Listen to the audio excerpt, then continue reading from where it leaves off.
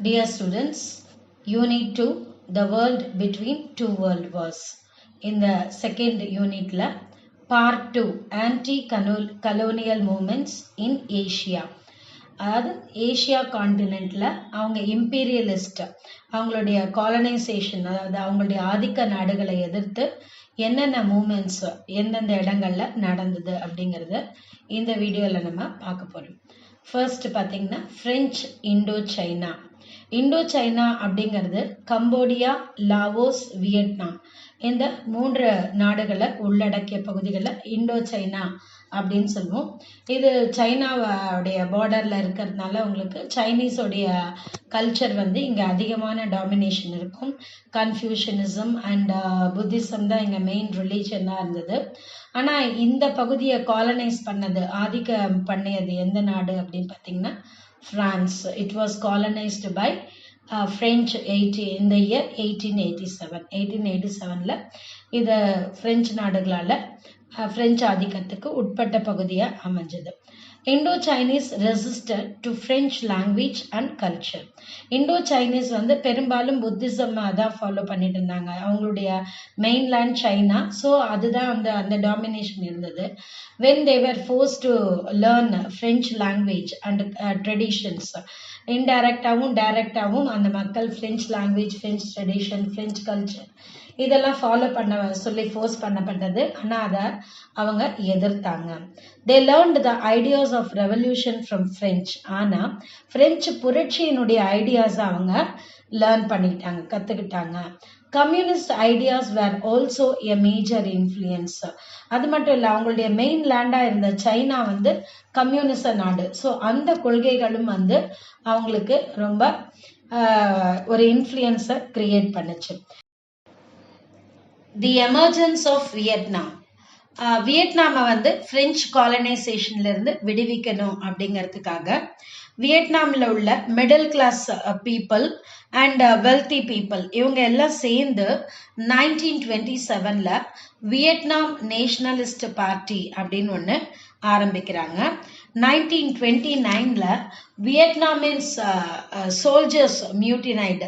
வியட்நாமில் இருந்த சோல்ஜர்ஸ்லாம் பிரெஞ்சு ஆதிக்கத்துக்கு எதிராக போராட்டங்கள்லாம் எழுப்பினாங்க. அது மட்டும் இல்லாமல் they attempted to assassinate the French Governor General and it got failed. அவங்க பிரெஞ்சு கவர்னர் ஜெனரலை மர்டர் பண்ணுறதுக்கும் ட்ரை பண்ணாங்க. ஆனால் அது ஃபெயிலியர் ஆச்சு. பெரிய அளவில், மிகப்பெரிய அளவில் பீசன்ஸ், உழவர்கள் தான், ஒர்க்கர்ஸ் அண்ட் ஃபார்மர்ஸ் கம்யூனிஸ்ட் தலைமையில் போராட்டங்கள்லாம் நடத்தினாங்க. ஆனால் அந்த போராட்டங்கள் எல்லாமே பிரெஞ்சு நாட்டால் கிரஷ்டு, அழிக்கப்பட்டது. And it was known as white terror. இது ஒயிட் டெரர் அப்படின்னு அழைக்கப்பட்டது.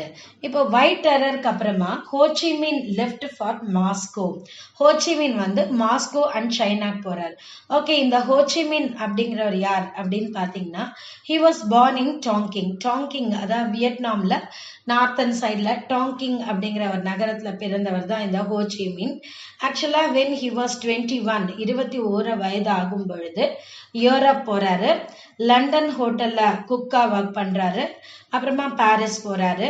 பாரிஸ் பீஸ் கான்ஃபரன்ஸ்ல வியட்நாம் சுதந்திரத்திற்காக குரல் கொடுக்கிறாரு. அவருடைய ஆர்டிகல்ஸ், பர்டிகுலரா பிரெஞ்சு கலோனியலிசம் ஆன் ட்ரையல், அந்த மாதிரி ஆர்டிகல்ஸ் எல்லாம் ரொம்ப ஃபேமஸ் ஆகுது. அதன் மூலமா வியட்நாமின் நேஷனலிஸ்ட் அப்படின்னு சொல்லிட்டு அவரு ஒரு புதிய ஒரு அவதாரத்தை எடுக்கிறார். வியட்நாம் நேஷனலிஸ்ட், வியட்நாமினுடைய ஒரு மிகப்பெரிய தலைவராக அவர் உருவாகிறார். In 1921 he became the founder member of the French Communist Party. French communist பார்ட்டியினுடைய தலைவராகவும் ஆகிறாரு.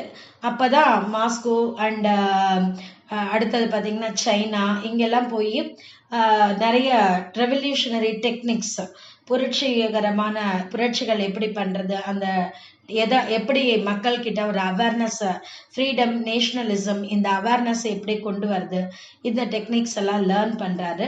அதுக்கப்புறமா he founded the revolutionary youth movement ஒன்று ஸ்டார்ட் பண்றாரு. ஸோ அப்போ அந்த டைம்ல பிரான்ஸ் நாடு செகண்ட் வேர்ல்டு வார்ல ஜெர்மனி கிட்ட தோல்வி அடைந்த 1940ல ஒரு பேட்டில்ல இதுதான் சான்ஸ் அப்படின்னு சொல்லிட்டு Ho Chi Minh organised the league for the independence of Vietnam. வியட்நாமுடைய சுதந்திரத்துக்காக தனியா ஒரு அமைப்பை உருவாக்குறாரு. ஸோ அதன் மூலமா வியட்நாம் சுதந்திரத்துக்கு ஒரு அடிக்கல் நாட்டப்படுகிறது ஹோச்சிமின் மூலமா. Decolonisation in India. அதே மாதிரி இந்திய நாடும் முதல் உலக போருக்கு அப்புறமா எப்படியாவது நம்ம சுதந்திரம் அடைஞ்சிடணும். ஏன்னா ரஷ்யன் ரெவல்யூஷன் ஒரு மிகப்பெரிய தாக்கத்தை இந்தியாக்குள்ள கொண்டு வந்தது. பல்வேறு நாடுகளிடையே ரூலிங் கிளாஸ்க்கும் ஒர்க்கிங் கிளாஸ்க்கும் நடந்த போராட்டங்கள் எல்லாமே இந்தியாலையும் மிகப்பெரிய பாதிப்பை ஏற்படுத்தியது. ஸோ மக்களும் பிரிட்டிஷ் அரசாங்கத்தை எதிர்த்து சுதந்திரம் அடையணுங்கிற ஒரு நேஷனலிசம்ங்கிற ஃபீலிங் ரொம்ப வயலண்டா இங்கே ஃபார்ம் ஆக ஆரம்பிச்சது. அது ஒரு மிகப்பெரிய வரலாறு, இந்திய சுதந்திர போராட்ட வரலாறு.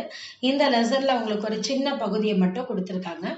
In India, Swadeshi movement was launched in 1905. 1905ல Bengal ரெண்டா பிரிக்கப்படுது, பார்ட்டிஷன் ஆஃப் பெங்கால். அதன் பிறகு சுதேசி மூமெண்ட், இந்திய சுதேசி இயக்கம் ரொம்ப வேகமா பரவ ஆரம்பிக்குது. 1919ல the Government of India Act introduced diarchy that provided for elected provincial assemblies as well as for Indian ministers to hold certain portfolios under transferred subjects. 1919ல ஆங்கில அரசாங்கம் கவர்மெண்ட் ஆஃப் இந்தியா ஆக்ட் அப்படின்னு சொல்லிட்டு கொண்டு வராங்க. அது டயார்கி அப்படின்னு சொல்லப்படுது. அதன்படி மக்களை ரெண்டு விதமா பிரிக்கிறாங்க. அவங்களுடைய அந்த அதிகாரங்களை ரெண்டு விதமா பிரிக்கிறாங்க. ஒன்னு அக்கௌண்டபிள், இன்னொன்னு நான் அக்கௌண்டபிள்னு சொல்லலாம். அதாவது ஒன்னு ரிசர்வ்டு, டிரான்ஸ்ஃபர்ட் அப்படின்ட்டு. முக்கியமான சில துறைகள் லைக் மிலிட்ரி, ஃபைனான்ஸ் இதெல்லாம் பிரிட்டிஷ் கண்ட்ரோல்ல இருக்கும். மற்ற விஷயங்கள்லாம் எலெக்டட் ஆன மெம்பர்ஸ், அந்த இந்தியன் மினிஸ்டர்ஸ் அவங்க கிட்ட கொடுக்கலாம் அப்படிங்கிற மாதிரி அந்த government of India act diarchy system இருந்தது. ஆனா Indian National Congress rejected diarchy. அந்த சிஸ்டம் இந்தியன் நேஷனல் காங்கிரஸ் அதை ரிஜெக்ட் பண்றாங்க.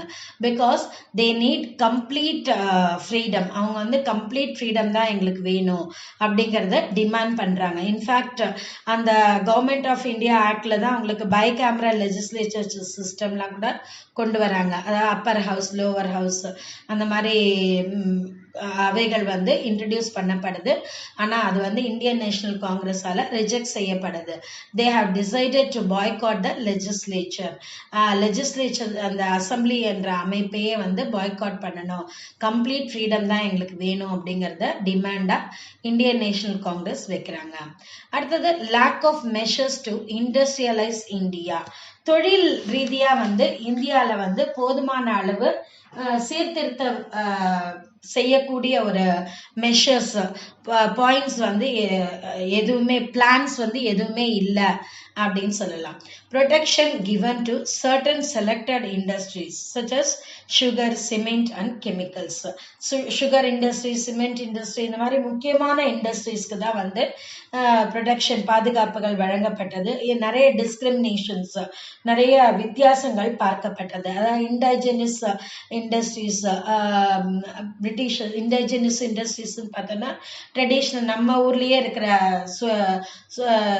செல்ஃப் டிபெண்டன்ட் இண்டஸ்ட்ரீஸ்க்கு Britishers provided only technical advice. அவங்க பெருசா எதுவும் சப்போர்ட் பண்ணல, சும்மா டெக்னிக்கல் அட்வைஸ் கொடுக்கறது, எஜுகேஷன், அப்புறம் பயனியர் ஃபேக்டரிஸ், புதுசா இண்டஸ்ட்ரீஸ்க்கு பயனியர் ஃபேக்டரிஸ் எப்படி எஸ்டாப்ளிஷ் பண்றது, இந்த மாதிரி ஐடியாஸ் மட்டும்தான் அவங்க கொடுத்துட்டு இருந்தாங்க. Impact of depression on Indian agriculture. The value of farm produce declined by half, while the land rent to be paid by the peasants remained unchanged. அதாவது ஃபார்ம் ப்ரொடியூஸ், ஃபார்ம்ல விளைய அந்த பொருட்கள் பாதியா குறைஞ்சிடுச்சு அதோட வேல்யூ. ஆனா அதே சமயத்துல உழவர்கள், விவசாயிகள் ரெண்ட் கொடுக்கறதுல எந்த மாறுபாடும் இல்லாம அதே அமௌண்ட் கொடுக்க வேண்டி வந்தது. The great fall in prices, அது மட்டும் இல்லாம விலைகள் ரொம்ப வீழ்ச்சி அடைஞ்சது. அதனால இந்தியன் நேஷனல் இன்டர்னல் எக்கனாமிக்ஸ், அதாவது உள்நாட்டு பொருளாதாரத்தை பாதுகாக்கணும் அப்படின்னு சொல்லிட்டு டிமாண்ட் பண்ண ஆரம்பிச்சாங்க. அப்போ கவர்மெண்ட் ஆஃப் இந்தியா ஆக்ட் 1935ல Britishers passed government of India act. அதன்படி this provided for greater power to the local government and the introduction of direct election. இந்த சட்டம் வந்து டைரக்ட் எலெக்ஷன்ஸ் கண்டக்ட் பண்றதுக்கும் லோக்கல் கவர்மெண்ட்டுக்கு நிறைய பவர்ஸையும் கொடுத்தது. 1937 elections were conducted and Congress won in most of the provinces. அதன்படி 1937ல elections conduct பண்றாங்க ஆங்கில அரசாங்கம். அதுல நம்ம இந்தியன் நேஷனல் காங்கிரஸ் சேர்ந்தவங்க நிறைய ப்ராவின்சஸை வின் பண்றாங்க. பட் ஆனா அதே நேரத்துல Britain involved India in the second world war without consulting the Congress ministers. இந்த எலெக்ட் ஆன காங்கிரஸ் மினிஸ்டர்ஸ் கிட்ட எந்த ஒரு டிஸ்கஷனும் செய்யாம இந்தியாவை இரண்டாவது உலக போர்ல பிரிட்டன் ஈடுபடுத்துறாங்க. ஸோ இப்போ இதுல நமக்கு எந்த பவரும் இல்லை அப்படின்னு தெரிஞ்ச உடனே இந்தியன் மினிஸ்ட்ரிஸ் எல்லாமே அந்த ஆஃபீஸை விட்டு ரிசைன் பண்றாங்க.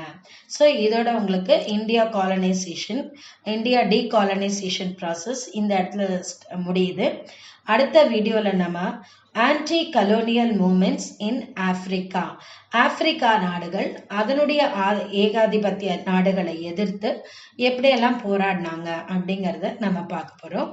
If you like this video please like, share and subscribe. Thank you.